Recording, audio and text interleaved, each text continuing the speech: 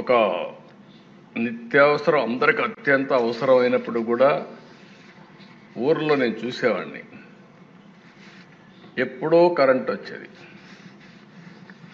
ఇమ్మీడియట్గా సైరన్ కొట్టేట అందరూ పరిగెత్తేవాళ్ళు, ఎందుకో మోటార్లు వేయడానికి. వీళ్ళందరూ మోటార్లు ఆన్ చేసేవాళ్ళు, సగం కాలిపోయేటివి. ఆల్ ఆఫ్ సడన్ అన్ని మోటార్లు ఆన్ చేస్తే లో వోల్టేజ్ వచ్చి మోటార్లన్నీ కాలిపోయేవి. నాకు ఇప్పుడు కూడా నా కళ్ళల్లో జ్ఞాపకం ఉంటుంది. 2011-12 ప్రాంతంలో నేను పాదయాత్ర చేశాను. నడుచుకుంటూ పోతుంటే రాత్రి 12 గంటలు 1 గంటకు ఆ ప్రాంతంలో నిజామాబాద్లో ఒక ఊర్లోకి వెళ్ళాను. దారిలో పోతా ఉంటే రోడ్డు మీద కూర్చొని చలిమంట వేసుకుంటున్నారు. జనవరి ఫిబ్రవరికి అంతా మీకు ఐడియా ఉంటుంది.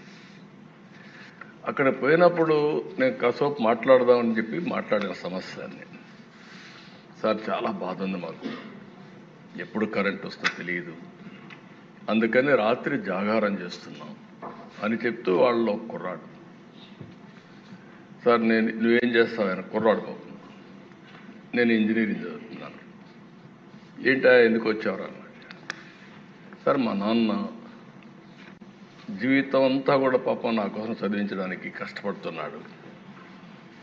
ఎవ్రీడే వచ్చి ఇక్కడ ఉండేవాడు మిషన్ వేయడానికి. నేను హాలిడేస్లో వచ్చాను, కనీసం మా నాన్నకు ఒక 2 రోజులు రెస్ట్ ఇవ్వాలని నేను ఇక్కడికి వచ్చానని. అప్పుడు నేను అడిగాను, ఏంటి ధైర్యంగా ఉన్నా అంటే, లేదు సార్ భయం వేస్తూ ఉంది, పేపర్లో వస్తున్నాయి పాములు గరుస్తున్నాయని, చీకటి ఉంటుంది, పంప్ సెట్ అయిపోయినప్పుడు పాములు గరుస్తున్నాయని, భయంగా పోయి వేస్తుందని నాకు కుర్రాడు చెప్పినప్పుడు నేను చాలా బాధపడ్డాను.